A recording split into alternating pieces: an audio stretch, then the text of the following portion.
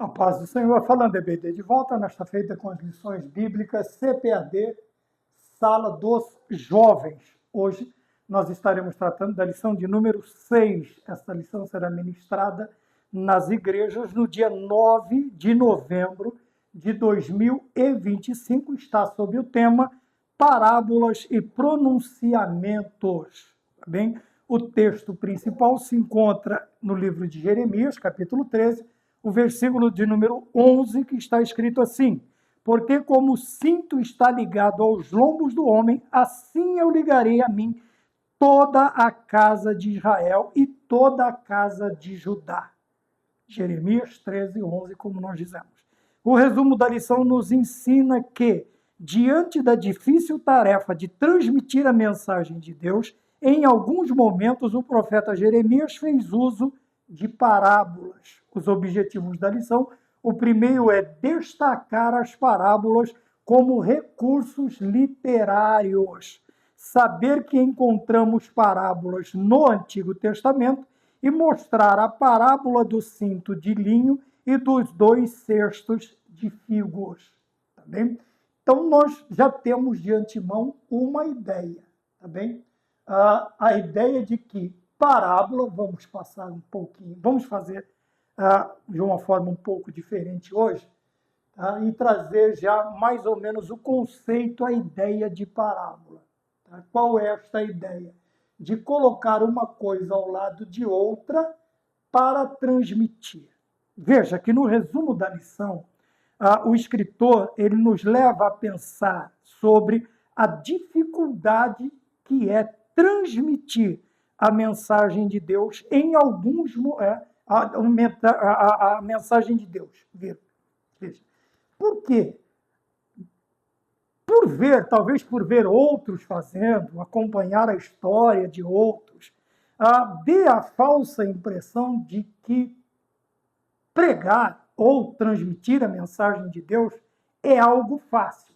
Veja, não é totalmente complicado ou ele é dificultado a tal ponto de beirar a impossibilidade. Não, tanto é que nós temos prova que tanto o Antigo quanto o Novo Testamento, ou a palavra de Deus na sua totalidade, tanto com o Antigo e o Novo Testamento, ele é transmitido desde o princípio.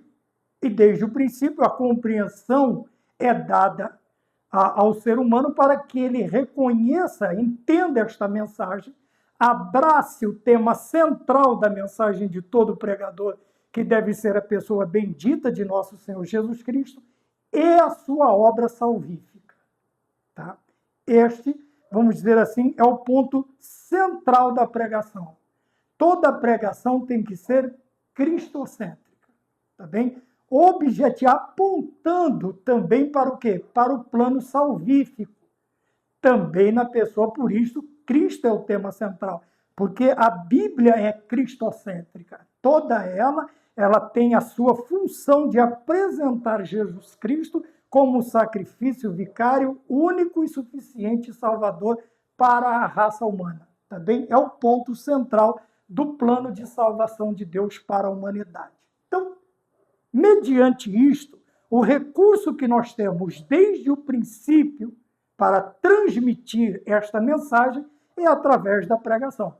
Tá? Seja a sua pregação num púlpito, seja a sua pregação fora do templo, seja uma pregação através do ensino, seja, porém, qualquer que seja, ou o método que nós mais usamos para pregar, que é falando, tá? Anunciando, pregando, tá? É um ponto principal que nós usamos o nosso aparelho fonador para fazermos eco da palavra e da vontade de Deus para todo ser humano. Apesar de tudo isto, existe a dificuldade e existe também os meios que nós podemos usar. Eu não estou falando de muitos meios que são usados hoje, meios esdrúxulos, formas de pregação que nunca se viu, nunca se ouviu, tá? E também nunca fez parte do plano de Deus, que a mensagem de Deus, nós tínhamos, veja, eu estou falando nesse sentido. Até bem pouco tempo atrás, havia uma denominação chamada Meninos de Deus. Quem conhece a história, quem acompanha missões, eclesiologia, quem acompanha a história da igreja, quem se interessa, vai ver os pontos fundamentais da forma de evangelização desta denominação. Tá? Hoje, ela tem outro nome. Tá bem? Não sei se é alguma coisa assim, não vou falar para não confundir com outros nomes já existentes que não tem nada a ver. Mas era Meninos de Deus. E eles tinham dentro das suas formas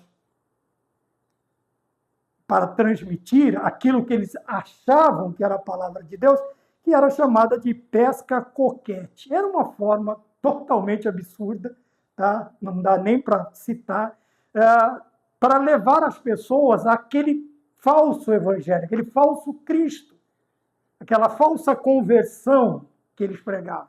Então, veja, é aí que nós vemos que aqui ele diz assim, veja, diante da difícil tarefa, eu vejo também como dificuldade na tarefa de pregar o evangelho esses tipos de pregação e muitos outros que estão surgindo nos nossos dias. Tá? Eu não estou falando das características, não estou falando da pessoa, eu estou falando da forma que essas igrejas, ditas igrejas, elas usam para transmitir um outro evangelho, como Paulo disse aos Gálatas no capítulo de número 1. Um outro evangelho que não é o evangelho que Cristo anunciou aos apóstolos, e os apóstolos anunciaram aos seus discípulos, tá? Do qual nós vemos um dos maiores dele se transformando num dos grandes pregadores, missionários, evangelistas de todos os tempos, que é o apóstolo Paulo, e que é Paulo, quando ele chega diante deste tipo de exposição de um aparente evangelho, ele agora vai defender, como os demais, e Judas traz, defender a fé, quer dizer, a genuína doutrina, a genuína palavra de Deus. Por isso que vão vir através do quê? De parábolas e pronunciamentos, como está no tema, parábolas e pronunciamentos. A dificuldade hoje em dia, ela não se dá tanto, eu vou voltar a esta questão, não está tanto do lado de fora. Mas hoje, infelizmente, muitos estão saindo de universidades, de faculdades, e já estão trazendo uma ideia deturpada desta questão. Então, nós estamos aqui, diante da tarefa difícil de transmitir a mensagem de Deus. Tá? Mas, nestes momentos difíceis, o Senhor sempre nos dará um escape, uma forma, uma maneira. Veja, Paulo no aerópago, Deus deu uma saída. Tá bem? Nós vamos ver Pedro no meio dos doutores. Mas isso aí não é pescador, não é? Cefas. Deus deu uma saída, deu uma estratégia, tá bem? E dentro destes pensamentos, o que é que nós temos? Nós temos formas para facilitar. Em alguns momentos, o profeta Jeremias faz uso de parábolas, tá bem? Então, nós temos aqui que parábola é a ideia de colocar uma coisa do lado da outra, tá? Seja como paralelismo ou também como comparação, ou isso aqui, a ideia mais de você pegar algo humano, terreno, compreensível, que faz parte do contexto do ser humano, da sua vida cotidiana, da sua vida diária, e trazer como forma de ensinamento, exemplificando o quê? Doutrinas celestiais. Tá? É mais ou menos assim. Ó. Como o cinto, assim eu ligarei. Quer dizer, o cinto tem a ideia de ligar, de prender. Né? Quando nós vemos a preparação da primeira Páscoa na saída do Egito, que ele diz, os vossos lombos cingidos. Quer dizer, veja, vocês têm que estar preparados de uma tal maneira que nada vos impeça de correr, de andar ligeiro, de fugir. Tá? E meus tios, quando a gente era pequeno, os irmãos da minha mãe, tinham o costume de chamar a gente de caça frouxa. E eu uso sempre esse exemplo porque é difícil, né? Nós, quando éramos crianças, não tínhamos todos esses aparatos, né? Cintas, sapatos e tal. Geralmente, sapato ganho é do tamanho que vier. Né? Uma vez me perguntaram, qual o seu número, qual o número do seu calçado? O irmão Maurício, eu disse, de 38 a 42, qualquer um. Por quê? Nós vivíamos assim. Então, aí é difícil, né? Você tem que acertar aqui, ajustar ali, colocar um algodão dentro do sapato para que ele não saia do pé. A cinta, às vezes, você vai ter que fazer um furinho a mais, 2, 3, né? Dependendo do tamanho do irmão que te presentear. E você, agora, tente você se locomover desta maneira. Então, veja, a ideia do cinto é fazer o quê? Com que você tenha mobilidade, uma mobilidade tranquila, que não te impeça, que não te embarace. Nada que te embarace. Lembramos de Hebreus, tá bem?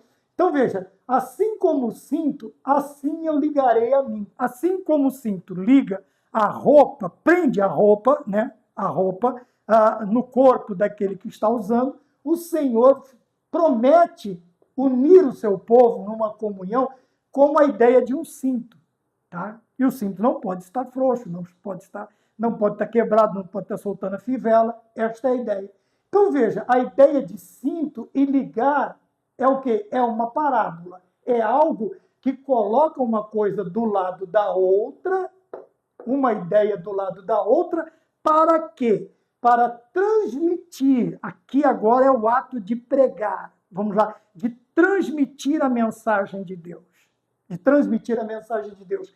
Mas de que maneira? Veja, diante da tarefa difícil de transmitir a palavra de Deus, algumas vezes, em alguns momentos, o profeta Jeremias fez uso de parábolas. Então, o que ele fez? Ele simplesmente pega e coloca uma coisa do lado da outra para transmitir. Quer dizer, mas são coisas que têm que ter coerência, tá? Não adianta você querer trazer água mole em pedra dura, tanto bate até que, sei lá, né, seja dia. Não tem nada a ver. Não é este o ditado, não é esta a ideia. Tá bem? Então, quando fazemos uso ou pensamos na questão da parábola, veja, de colocar uma coisa do lado da outra, se existem coisas que tem que ter, precisa ter coerência na ideia. Veja, cinto e ligar é coerente. Tá? Talvez nós não usaríamos estes termos, porque é outra questão da interpretação. Esses termos são usados dentro do tempo, do período, das pessoas, do transmissor, dos receptores, tá bem? Da vontade. Quando falamos de interpretação, nós falamos do quê? Daquele como, onde, quando, porquê, quando, para quem. Tá bem? Quem está escrevendo, para quem está sendo escrito, qual é o contexto, qual era o período vivido. Nós estamos vendo isto em muitas aulas. E tudo isso faz parte da interpretação. Nós não podemos, a grosso modo, só trazer o nosso pensamento. Mas vamos voltar, tá bem? Vamos voltar ao ponto de número 1. Para que colocar uma coisa do lado da outra? Veja, a coerência faz sentido, a ideia faz sentido.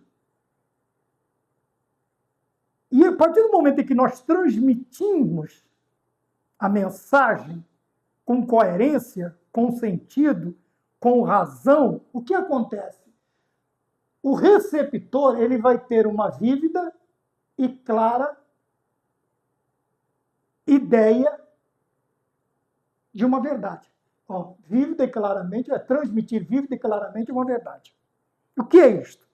É que a partir do momento em que eu pego algo, que eu vou usar algo, assim como os profetas, no caso aqui nós temos Jeremias, eles fizeram uso de parábolas, qual era a intenção? Era pegar uma coisa conhecida do povo, tá bem? E transmitir, colocar ao lado de outra, assim como o cinto prende, né, aquele que o usa, veja, está aqui, porque como o cinto está ligado aos lombos do homem, assim eu ligarei a mim toda a casa de Israel e toda a casa de Judá. Então, veja, tem coerência, faz sentido a ideia. Então, quando o judeu ouvia, tá, aqui no caso Judá, o reino do sul, ouvia Jeremias falando estas coisas, eles entendiam. Opa, peraí, sim, tá, beleza. Ligar eu sei o que é. E o que isso quer transmitir? Agora vem a aplicação pessoal. É aquela questão que muitos pastores e pregadores sabiamente têm explicado, têm ensinado, que a pregação ela é feita como? Através da leitura, não só expositiva, toda a pregação. Você tem que ler, você tem que explicar e você tem que aplicar. São as regras de interpretação. Aliás, aqui no caso seria a regra de homilética, né? da arte de preparar e pregar sermões. Tá bem? Mas tudo ele tem que ter aí. Qual é a ideia? Transmitir vívida e claramente uma verdade. Agora, veja bem, o que o apóstolo Paulo nos ensina? Se a buzina der sonido incerto, quem se preparará para a batalha? É isso aqui. Se a buzina, né, vamos lá no caso, a trombeta, o clarinete, sei lá o que, né, o que o soldado toca lá, não sei. Não sou músico, também não sei. E também não sou soldado militar. Então, veja, é dado sinais.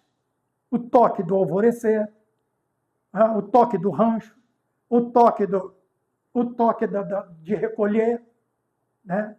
Quer dizer, cada toque, cada sonido, cada toque da buzina, vamos trazer para a ideia do chofar, lembrava o soldado ou o acampamento de que um determinado movimento era para ser feito. Agora imagina à noite, o cabra meio perdido no templo lá com a buzina, ele tocar o toque de acordar, o toque do alvorecer. Né? Na hora de levantar, o cara está tocando o toque do rancho, quer dizer, a hora do rango. Por isso que a buzina ela tem que dar sonidos certos, corretos, coerentes. Tá bem? Então não adianta nós queremos inventar, como muitos estão fazendo nos dias de hoje, que ao invés de trazer algo que nós já temos desde do início com Cristo Jesus, ou dos profetas, ou dos juízes, ou lá dos nossos primeiros pais, nós vamos ver que há coerência. Mas nos dias de hoje a dificuldade é porque muitos estão trazendo ideias que não fazem o menor sentido, que não fazem parte da ideia, do ideário, vamos dizer assim, bíblico, tradicional. Não. Simplesmente eles vão trazendo coisa que, ao invés de transmitir uma verdade vívida e clara, quer dizer, vívida e clara, transparente, algo inteligível, conhecido, cinto era conhecido, nós vamos ver que o linho faz parte da cultura hebraica em muitos, sim. Nós vamos ver principalmente na área religiosa, nós vamos ver o linho aqui, nós temos nos sacerdotes, nós vamos ver o linho no tabernáculo, nós vamos ver linho até nas casas, em várias áreas da cultura judaica, você vai ver o linho. Tá? E não era tão somente também em cinto, né, naquilo que prendia, né, as roupas, mas em todas as áreas. Nós vamos ver tanto físico quanto simbólico, o simbolismo do linho. Então nós precisamos, veja, primeiro entender que nos momentos difíceis, como está escrito aqui, momentos diante da dificuldade da tarefa de transmitir a mensagem de Deus, o uso de parábolas ele vai ser necessário. Assim também como nós vemos, lógico que não aquela, nós temos várias formas, né, para transmitir. Nós temos as parábolas, aqui tem pronunciamentos. Tá? O que é um pronunciamento? Vamos lembrar, nós temos pronunciamentos políticos, né, quando pronunciamento do excelentíssimo da República, parará. Então, político. Uma pessoa da sociedade está enferma. Então, nós temos pronunciamentos médicos. Quer dizer, ele vai trazer a situação do paciente, vai dar um parecer, vai trazer um esclarecimento, vai trazer uma... Não estou falando que nesses humanos que nós estamos falando, geralmente, quando eles usam esses pronunciamentos, eles transmitem vívida e claramente. Eles vão usar jargões o máximo possível para complicar o entendimento. Tá? Porque, geralmente, quando aparecem, nós poderíamos usar outros, mas não vamos tomar muito tempo. Então, veja bem, então nós temos momentos, apesar das dificuldades, que nós temos formas razoáveis e aceitas para transmitir. Uma delas são as parábolas. Nós podemos usar parábolas, nós podemos falar anedotas, desde que não sejam ridículas. Eu tenho aqui, né? Lições aos meus alunos, 1, 2 e 3 de Spurgeon. Você vai ver sobre todas não, mas uma boa parte das formas que você pode usar, tá, dentro do pronunciamento, dentro da pregação do Evangelho. Formas que você pode usar. Mas para quê? Para facilitar o entendimento. Veja, vive claramente uma verdade. Então, quando nós olhamos tanto no Antigo Testamento quanto no Novo Testamento, nós vamos ver os homens, os pregadores, usando estas parábolas. Nós temos exemplos na lição que nós não temos, tanto é que se viram as aulas passadas. Não dá para fazer. Eu sei, eu compreendo, eu fiz aquilo justamente para mostrar que não dá. É muito tempo. Muito tempo. E é cansativo, as pessoas não têm tempo, e uma situação fica difícil. Então, nós vamos aqui, vamos continuar seguindo aquele método que nós estamos desde o princípio. Tá bem? Então, vamos voltar à ideia de parábola, colocar uma coisa do lado da outra, como se fosse uma comparação, o cinto comparado à ligação de Deus com o seu povo, um cinto que une, que liga, mas que pode perder a sua eficácia, a sua serventia. Não na parte de Deus, tá? Mas da parte através das atitudes dos homens. Aquilo que foi usado como figura, como parábola, vai mostrar também este lado, para aqueles que não querem. Então, veja, vamos voltar aqui no ponto de número 1, 2. Não, tem que terminar o ponto 1. Então, a ideia de colocar uma coisa do lado da outra para transmitir vívida e claramente uma verdade. É como se a pessoa ela ouviu, é como se ela estivesse vendo a situação. Ela consegue, na sua mente, formar esta imagem. Ela consegue formar esta imagem. Veja, a mensagem foi tão clara, com objetivos, com conteúdo, com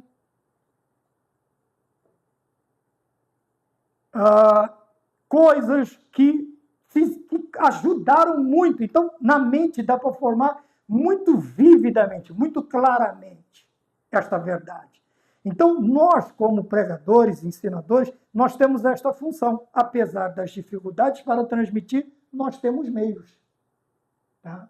Mas estes meios, com coerência, com sabedoria, tá? Com propósito, no tempo certo, para transmitir vívida e claramente. E as parábolas também, esses pronunciamentos, além disso, o que eles faziam? Ensinaram, além de ensinar o modo, além disto, ensinar o modo, a maneira, a forma pelo qual o crente deve agir e reagir no mundo. Por isso que a mensagem tem que ser muito clara. Tá? Não pode ficar diante deste grande estrondo que chega até os meus pavilhões audiométricos. Eu creio que há lá fora uma grande precipitação pluviométrica. Não, isso não é pregar. Você está querendo se aparecer. Nós só estamos, imposta aquela voz desta noite. Não, nada disso. Veja, transmitir vívida e claramente uma verdade. Por quê? O povo precisa aprender o modo, a fórmula, a maneira pelo qual ele deve agir e reagir. Ação e reação. Tá? E se nós transmitirmos, veja, não vai ser uma reação, vai ser instinto. E quando nós agimos instintivamente, obviamente que nós não estamos fazendo uso da razão.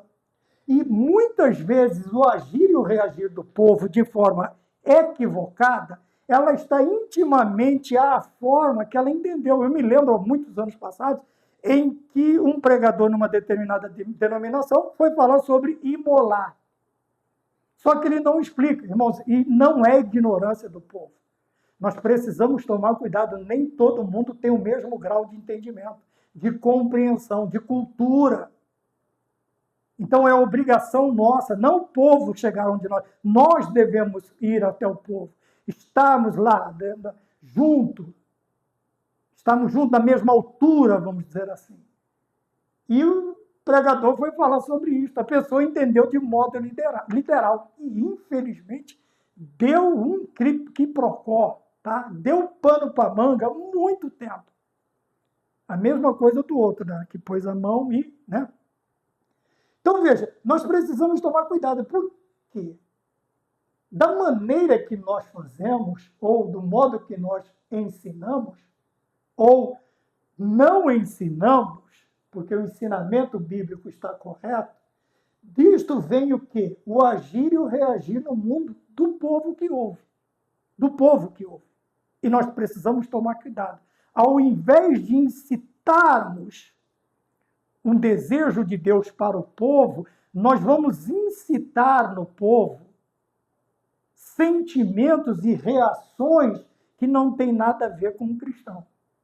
Com o cristão. Nós precisamos tomar cuidado para que as pessoas não entendam errado, vívida e claramente. As pessoas precisam entender, quando nos ouvirem, fazer aquela ideia, criar na sua mente aquela ideia de como agir e de como reagir. Obviamente, isto tudo dentro do quê? De uma colocação coerente, como eu já disse, simples, compreensiva, objetiva, de uma realidade bíblica, através do quê? De elementos que nós temos no nosso dia a dia. Isto é parábola. Tá? Nós vamos ver a diferença do Antigo Testamento. Veja, porque que você vai ver o cinto, ele vai levar o cinto, ele vai enterrar à beira do rio, e depois de um determinado tempo ele volta. Então nós vamos ver também mais à frente as diferenças das parábolas no Antigo e no Novo Testamento. Tá bem? Mas para isto, veja, existem caminhos para a interpretação de sua mensagem, tornando-a possível e segura. Por que esta ideia no ponto de número 1, 2? Por causa da interpretação destas parábolas. Tá? A interpretação. Aqui, no caso, a interpretação do povo. A interpretação do povo. E também, muitas vezes, a parábola precisa ser entendida pelo pregador, por aquele que transmite esta verdade. Ela tem que ser entendida. Por quê? Se a buzina der sonido incerto, quem se preparará para a batalha? Ora, se o povo não entender, lê com credo o que você está falando, ninguém vai fazer nada. Lembra? Ler, explicar e aplicar. Na aplicação, o povo tem que entender o que está acontecendo. Senão, eles saem do culto da igreja dizendo: o que eu tenho a ver com isso? Eu não tenho nada a ver com isso. Josué que teve que se virar, Gideão teve que se virar, o que eu tenho a ver com isso? Ora, aí vem do quê? Vem da forma que eu transmitir, ou pôr uma coisa do lado do outro na questão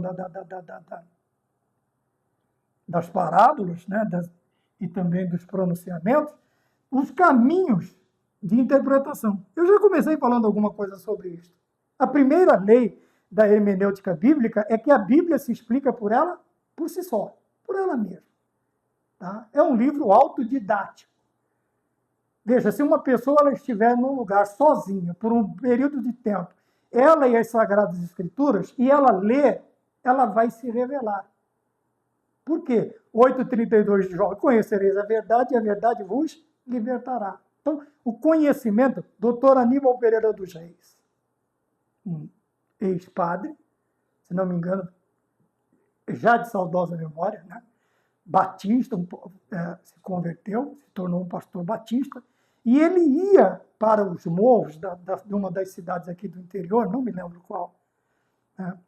E ele ficava em contato, ele ficava lendo a palavra de Deus, até um determinado dia em que, porque havia aquela aversão entre católicos e protestantes, e crentes, né?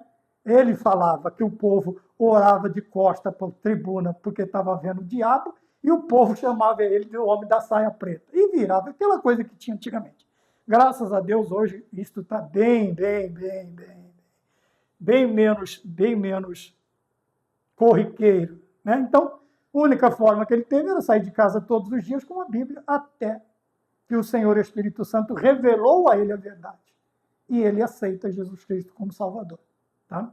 Se você puder ter contato com alguns livros de sua autoria, Dr. Aníbal Pereira dos Reis, você vai ver que eu tinha alguns, né? Tenho, não sei, deve estar em algum lugar. São livros muito bons, muito bons. Ele chegou um dia e ele simplesmente parou na praça central de Aparecida, no dia 12.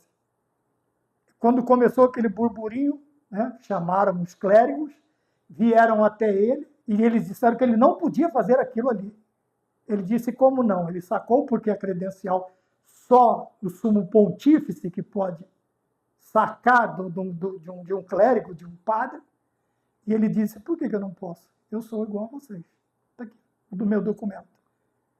O que aconteceu? Pediu-se um cordão de isolamento ao redor dele e ele passou o dia 12 falando de Jesus Cristo na festa maior da Igreja Católica aqui no Brasil. Estou falando aqui no Brasil. Tá bem? Então é muito interessante a história dele. Tá bom? Teve outros, né? Tinha também um professor nosso, um professor do CAPED, do EPED, lá no princípio, né?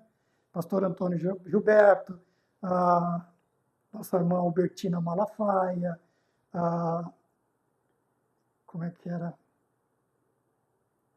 Era o diretor da CPAD, e tinha o pastor, tem até hoje o pastor Martoni, se não me engano, ele dá aula junto com o pastor Caramuru, né, no canal que nós colocamos aqui junto com o nosso canal também. Tá bom?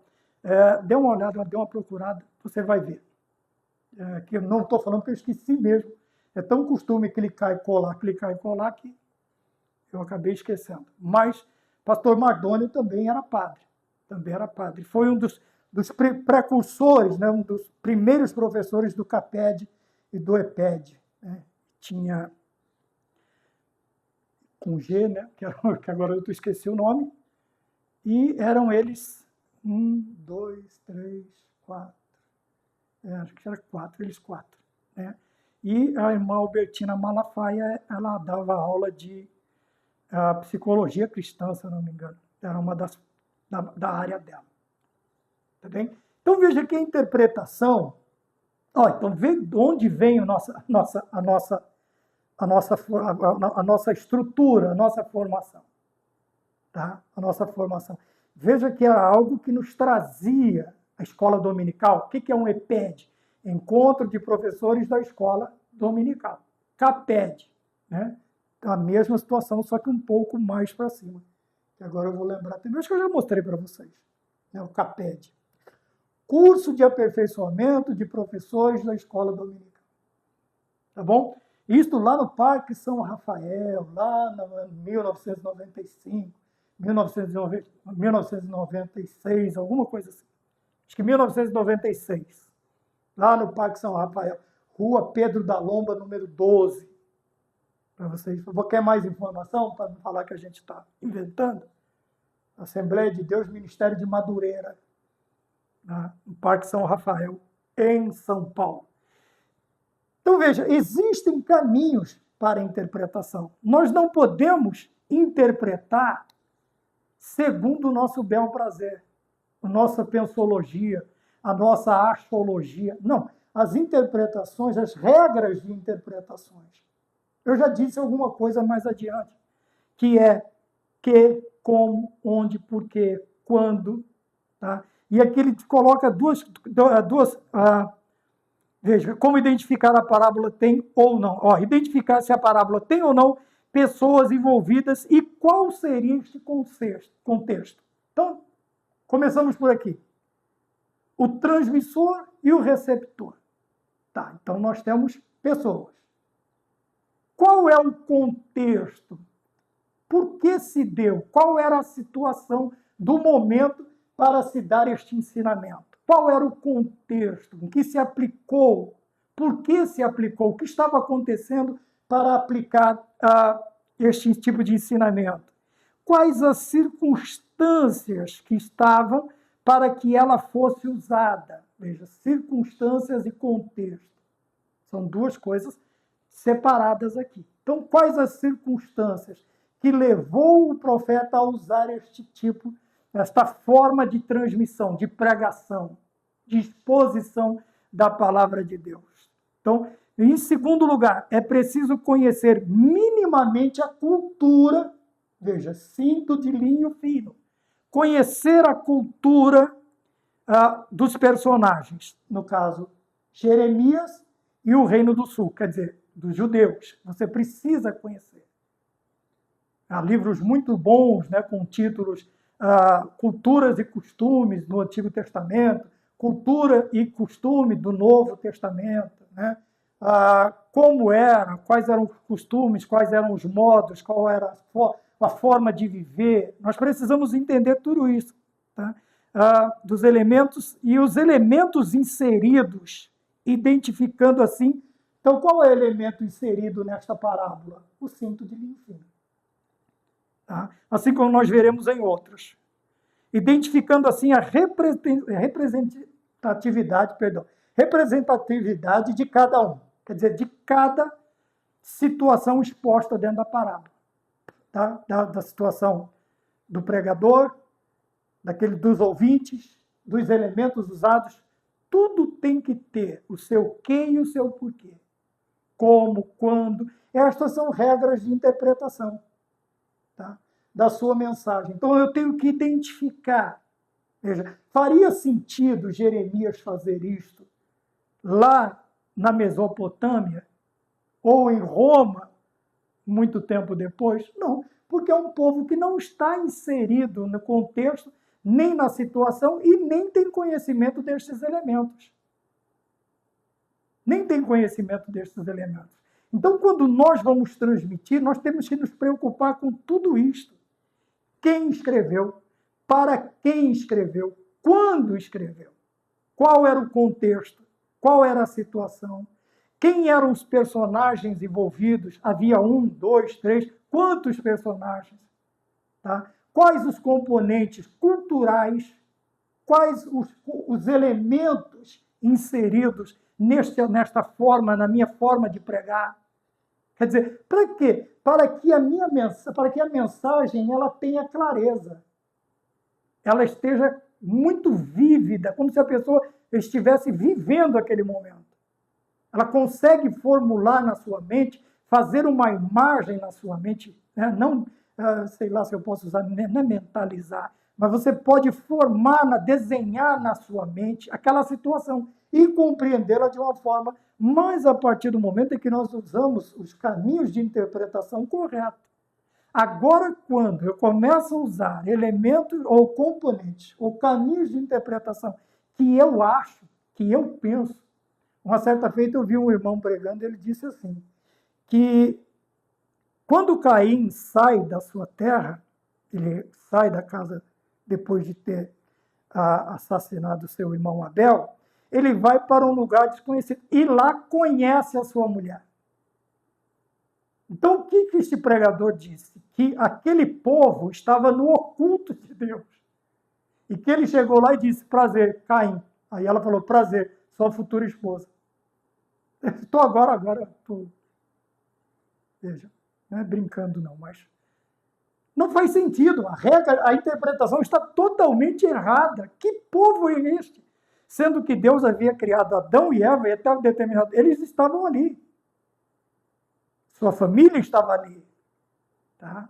E agora ele vai para outro, ele conhece. Quando a Bíblia fala conhece a sua mulher, não é prazer, eu sou Caim. Ela fala prazer, eu sou sua esposa. Não, não é esse tipo de conhecer. É ter um relacionamento físico mais íntimo. Conheceu a sua esposa. Conheceu a sua esposa, quer dizer, ele teve um relacionamento lá neste lugar, ele leva a sua esposa, ele leva, né, a regra de interpretação, tá? Corrente, aceita, é que ele tira alguém de dentro da casa de seus pais e leva consigo para um lugar. E lá ele forma uma família. uma outra família. Não que existia um povo escondido lá, que Deus não coloca nem, está tão escondido que nem na Bíblia está. Então nós precisamos tomar cuidado, tá bem? Principalmente nós que temos uma determinada responsabilidade de buscar transmitir aquilo que é coerente, aquilo que é correto, aqui sem exageros, tanto para um lado quanto para o outro. Tá bem? Então, vejam bem, os caminhos de interpretação. Porque se eu não interpretar corretamente, o cara está com a buzina lá. Vamos voltar para a questão da buzina. O cabra está com a buzina lá. Ele está vendo o povo invadir. Tá? Lá vem um mensageiro correndo. Em vez dele tocar a buzina para abrir o portão, os arqueiros vão flechar, porque eles estão lá para atirar. Deu o toque, já era.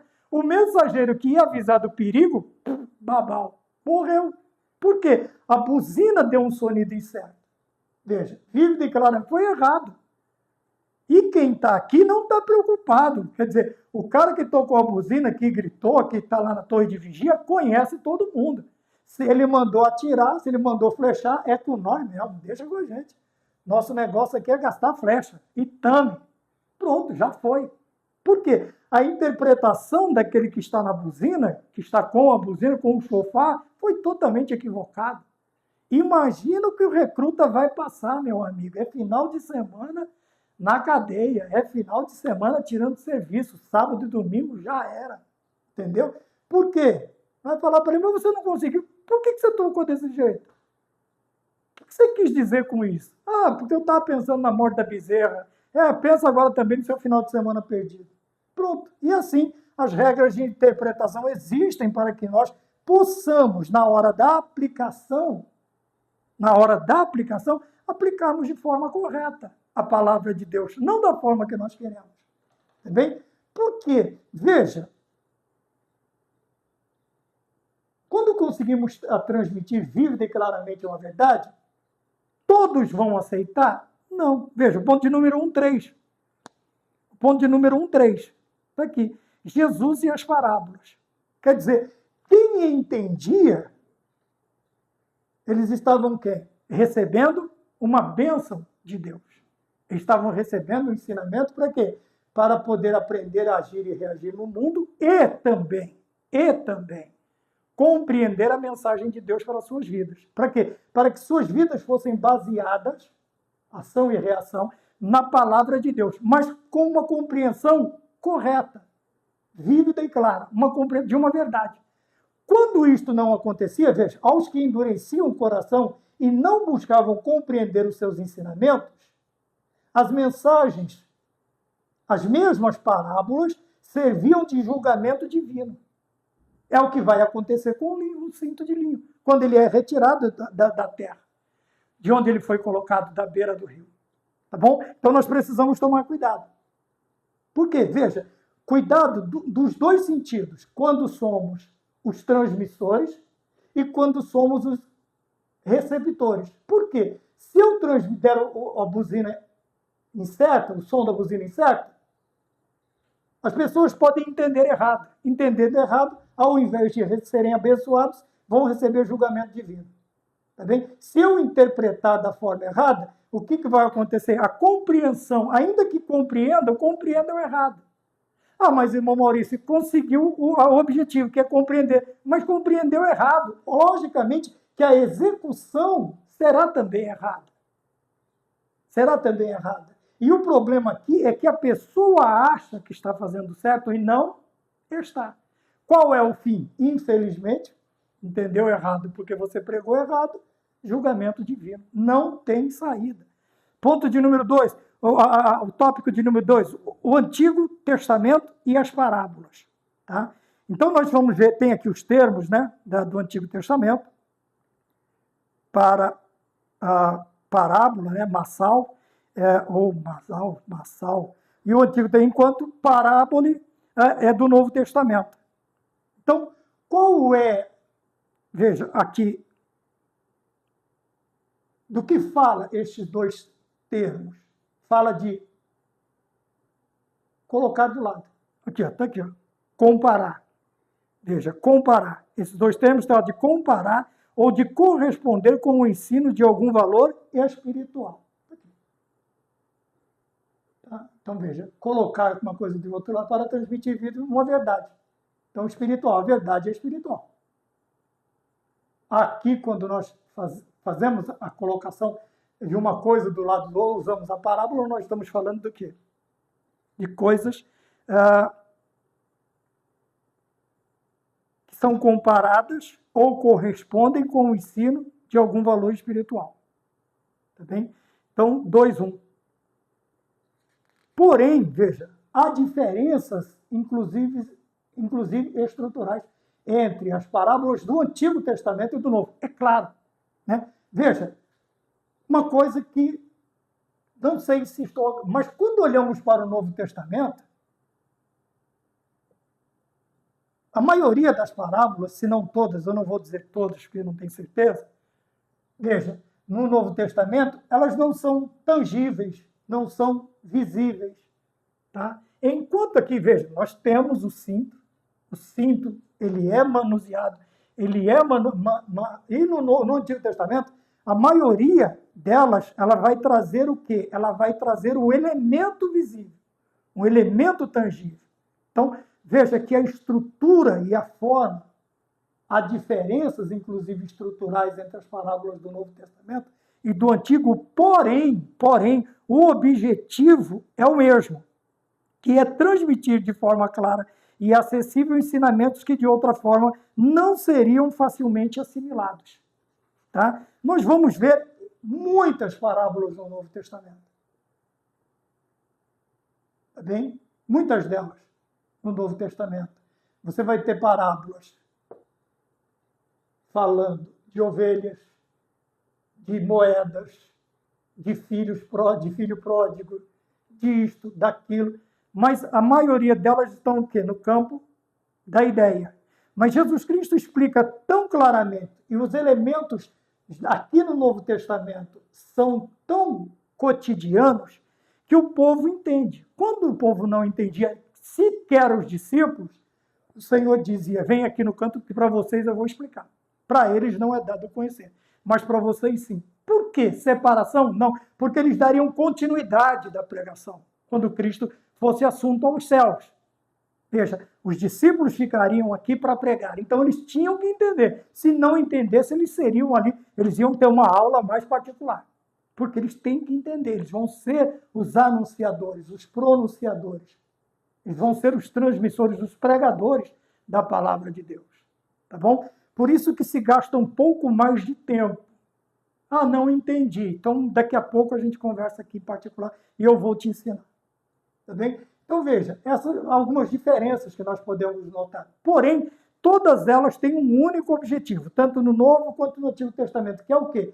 Transmitir vívida e claramente a verdade. O objetivo é este, que as pessoas entendam mais facilmente aquilo que, de outra forma, seria mais difícil de entender. Então, traz elementos do dia a dia, tá? Assim como frutas, sementes, grãos, árvores, animais domésticos, animais de grande porte, né? E aplica este ensinamento e a pessoa fala, ah, tá, entendo, porque a ovelha, porque o grão de mostarda, porque porque lá, tá bom? Então vamos mais adiante. Então, 2:1 há diferenças, 2:2. 2:2. Por que falar tão alto? As parábolas do Antigo Testamento. Por que parábolas? Qual era a forma de pregar? Estava escrito? Não. Qual era a forma, então? Os hebreus sempre usaram as histórias para transmitir valores, lógico, e princípios conforme se vê no contexto do Antigo Testamento. Como era passado os ensinamentos, os mandamentos? Através do quê? Da família, os pais, a ordenança de Moisés, a ordem de Moisés era essa, que os pais ensinassem seus filhos, assentado, deitado, andando, tentando, inculcar-se a uma outra palavra também do Antigo Testamento, em seus filhos, nas novas gerações, todos os mandamentos, porque não havia ainda livros, não havia, como nós temos hoje, esta facilidade maior, mas as histórias eram passadas de pai para filhos, de geração para geração, até chegar nos nossos dias. Então, os hebreus sempre... E qual era a forma de transmitir quando o ensinamento era um pouco mais complexo? Parábolas. Equiparava-se, comparava-se, colocava-se lado a lado coisas terrenas para ensinar coisas celestiais. Daquilo do cotidiano para ensinar a vontade de Deus.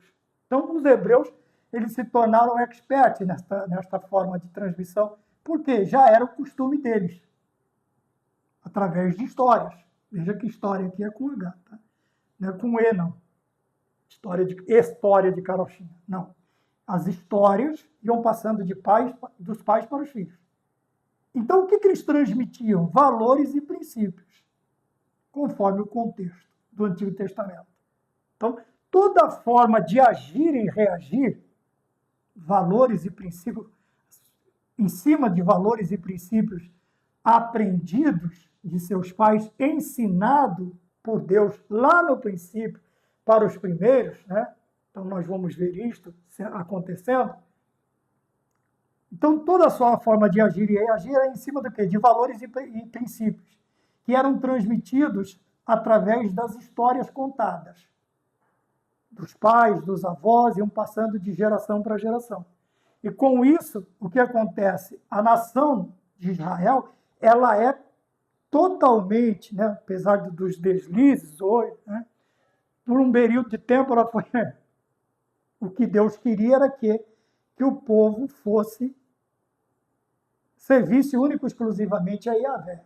Mas, de vez em quando, ou a maioria das vezes até aprenderem, né, com os cativeiros e isto, aquilo, e os 400 anos de silêncio, mas muitas vezes eles se tornaram, a maioria das vezes eles se tornaram idólatras. Idólatras.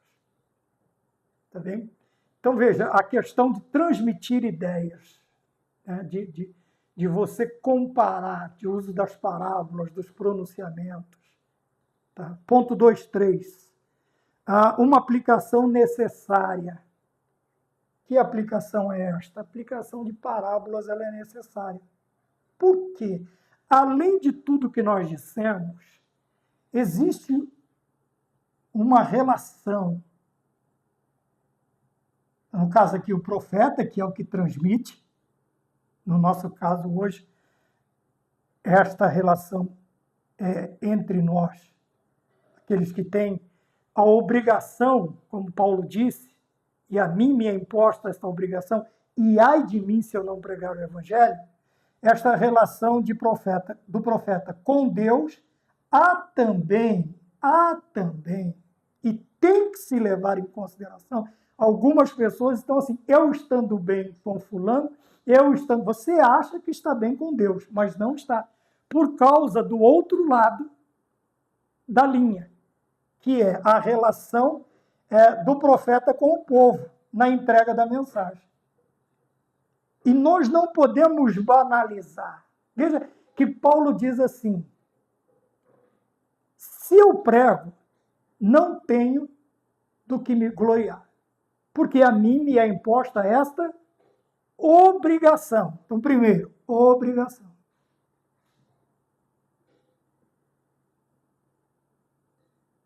E segundo, ai.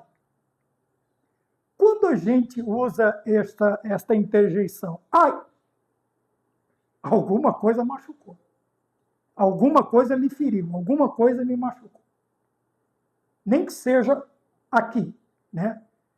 É uma das lições que nós vamos ter na sala dos adultos, que é a questão da consciência. Nem que seja aqui dentro, alguma coisa vai me ferir.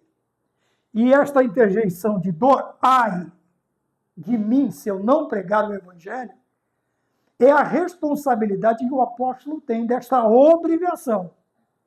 A ponto de pensar que, se ele não fizer, ai, eu vou sofrer.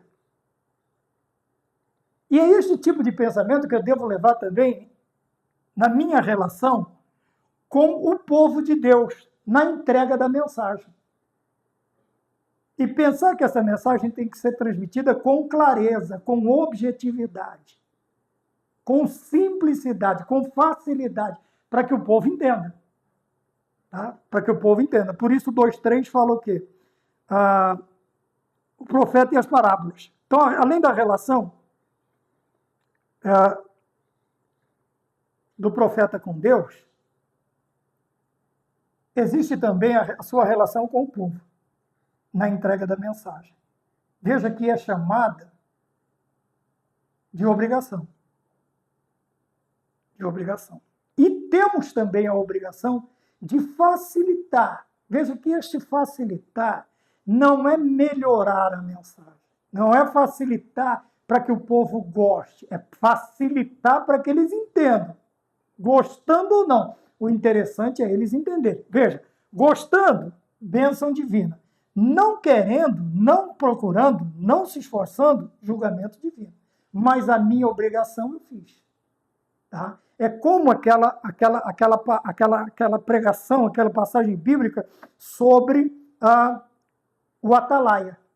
Se eu te falar que a espada vem, e você avisar, e o povo não ligar, e a espada ceifar, eu não vou requerer do sangue deles da tua mão.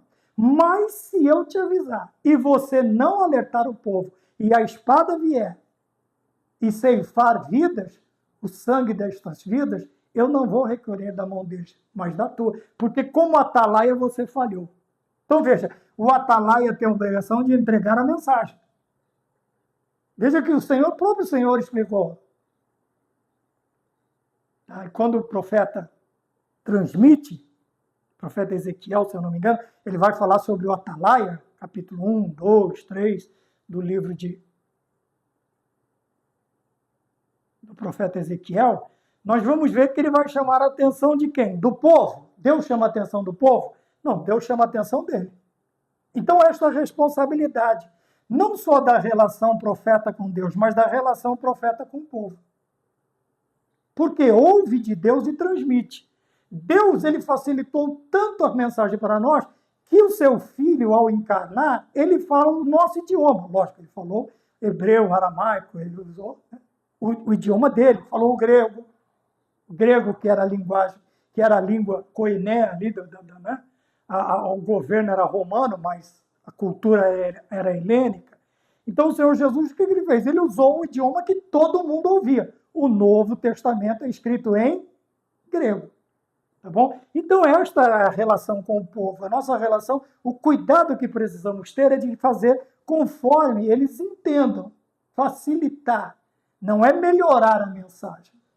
Não é mudar a mensagem, é transmiti-la de tal forma, usando os meios que a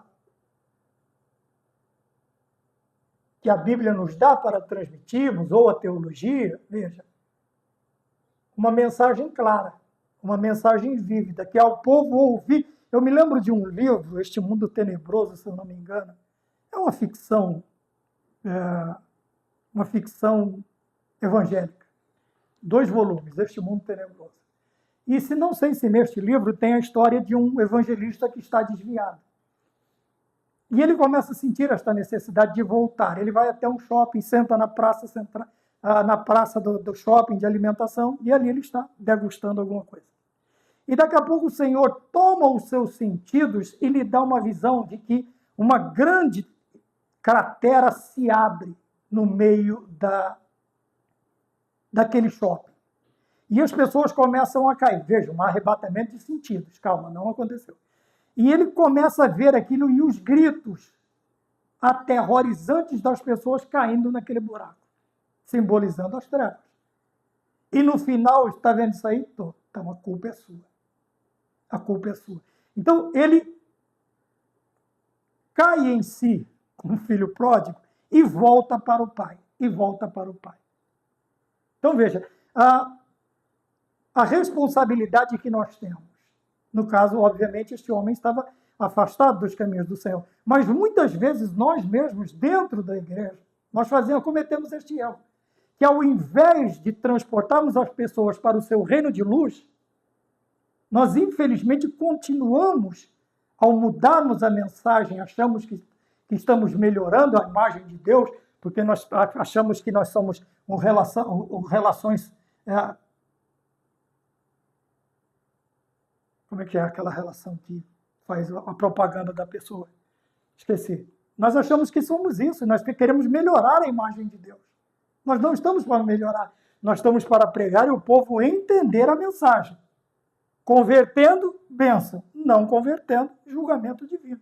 Mas a nossa parte, como o atalaia que o Senhor disse, avisamos o povo que a espada estava vindo. 3:1 e último, diz as parábolas de Jeremias. Então, a parábola do linho fino é o ponto de número, subtópico 1.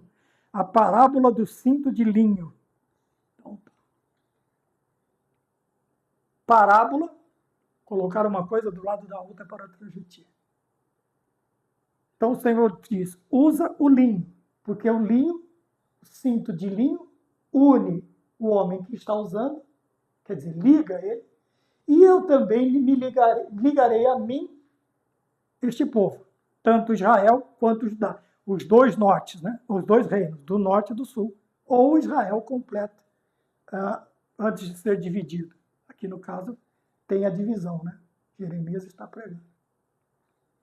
Então o linho, veja, já que estamos falando de parábolas, de coisas que fazem sentido, que são coerentes, o linho era um tecido usado pelos sacerdotes. Mas como eu disse, nós vamos ver o linho compondo o tabernáculo móvel, que é um dos, né? Você vai ver o soreque, que toda a cerca em volta é branca, simbolizando, daqui para frente é santo, você não entra, só quem deve. Então, quem era que ia entrar? Os sacerdotes, o sumo sacerdote, os levitas, que estariam ali representando, ou fazendo, ou servindo o culto a Deus. Então, esse cinto, que é usado aqui como, né, lembrando que os sacerdotes faziam, qual é a parábola? Qual é a ligação? Qual é o que uma coisa tem a ver com a outra? Veja, como era usado pelos sacerdotes, faz uma referência direta a quê? Ao ministério sacerdotal de Judá, que não foi concretizado por causa da desobediência. Vamos voltar à aula passada, ao invés de ouvir a Deus, eles ouvem Zedequias. E é aí que está o problema. Zedequias aumenta o seu pecado, também faz com que o povo transgrida e todo mundo vai cativo em 3 levas. Em 3 levas são levados cativos para a Babilônia.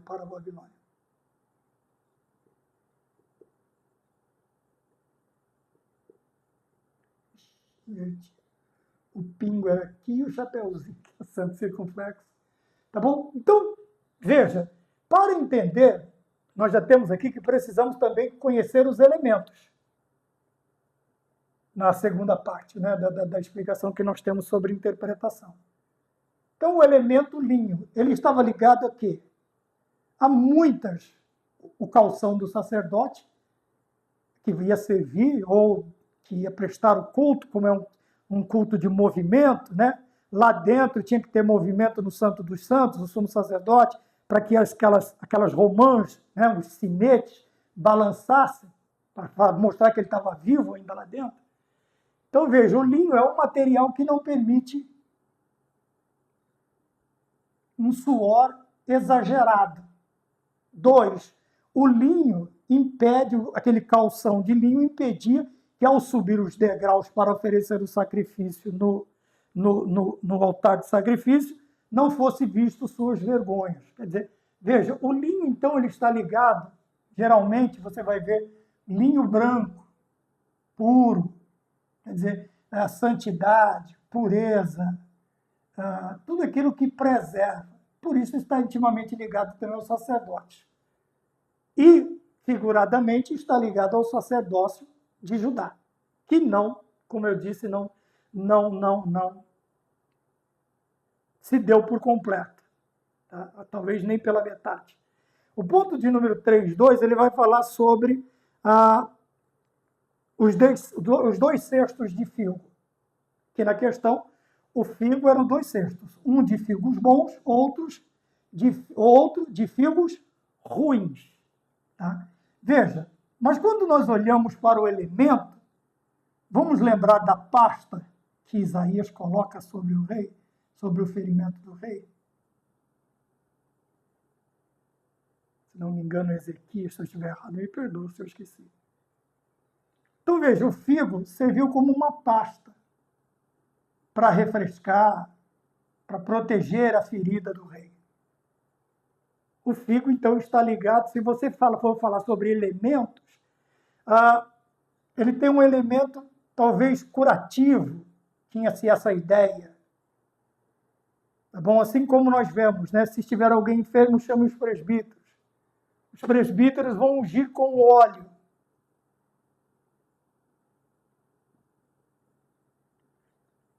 E a oração da fé, veja, o óleo, o azeite também tinha, além de outros, veja, ele tinha um efeito, como é que fala, de maquiagem lá, de cosmético, era usado também. O azeite, veja, quando, assim como o vinho, a ferida era untada com azeite, que refresca, ajuda a amolecer a casca da ferida, e a ferida vai se cicatrizar mais rapidamente. Mas o poder curativo está onde? A ideia é que Deus está curando.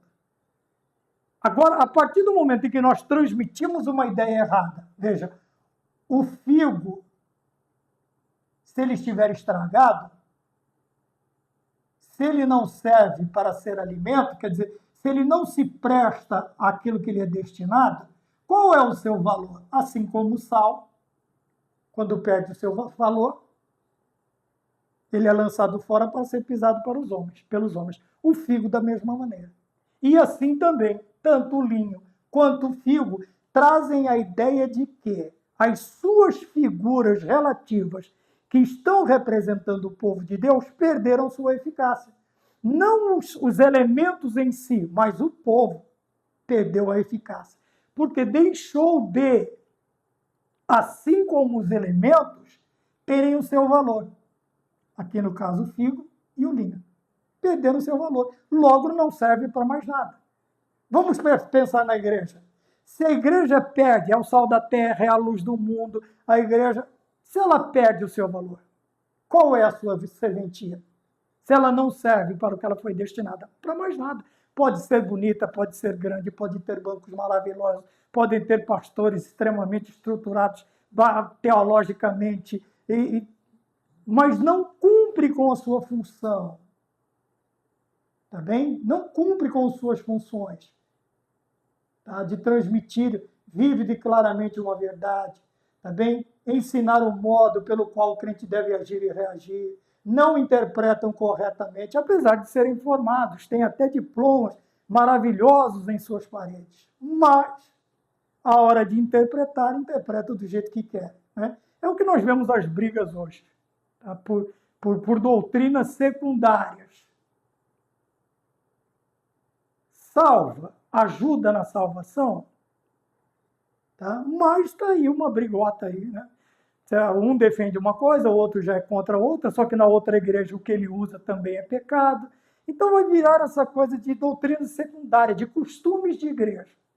Costumes de igreja, tá bom? Costume é bom? É bom, desde que ele esteja baseado na doutrina. Tá? Porque costume gera doutrina, segundo o saudoso pastor Antônio Gilberto. Costume gera doutrina? Não, mas doutrina gera bom costume.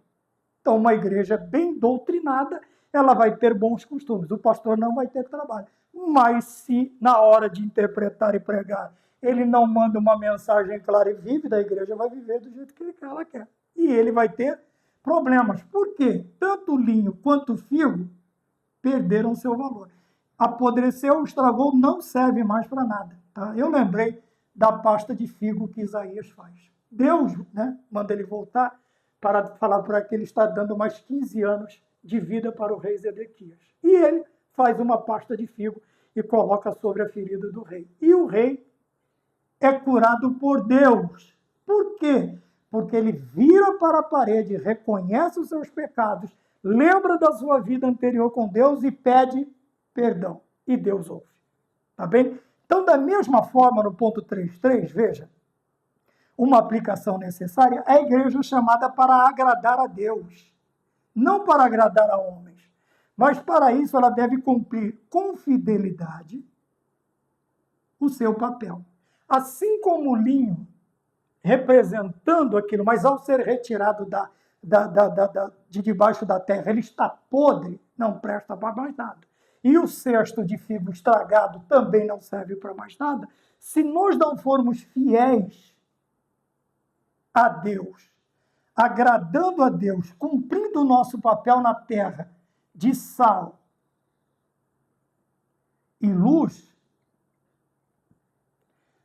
tá? Dentro desses elementos simbolizando o que a igreja é, e o que ela vai fazer? Transmitir a vontade de Deus. É nada, mano. Transmitir a vontade de Deus, que é o nosso papel não é falar de nós mesmos, das placas das nossas igrejas. Eu me lembro quando nós íamos fazer a livre, aí no final a gente dava o endereço. No final, mas primeiro a gente transmitia a mensagem. Culto a livre, né? Aquelas cornetonas de vender peixe em cima do carro, e a gente saía falando do Evangelho de Cristo. Então a igreja também é chamada a agradar a Deus. Então o ponto principal para o restante, fidelidade, e cumprirmos o nosso papel com fidelidade, qual é o objetivo? É agradar a Deus. Não é agradar a homens, é agradar a Deus. E com isso transmitir uma verdade vívida e clara, interpretando corretamente a palavra do Senhor, transmitindo a quem quer que seja, e qual vai ser o efeito causado na vida de quem quer que seja, tá bem? Fazendo uso das formas que o Senhor Deus nos dá para transmitir a sua palavra, sejam parábolas ou pronunciamentos, mas nos lembrando sempre que, veja o final, o linho apodreceu, o cesto de figo se estragou. E se nós perdermos, se o sal perder a sua eficácia, não presta para mais nada. E se não houver luz, trevas. Se nós não formos luz, trevas. E trevas serão. Que nós possamos aprender que o objetivo de tudo isto que nós ouvimos é: qual deve ser a nossa conclusão? Eu preciso aprender a transmitir a verdade clara e vividamente, ensinando o modo pelo qual a igreja deve agir e reagir no mundo.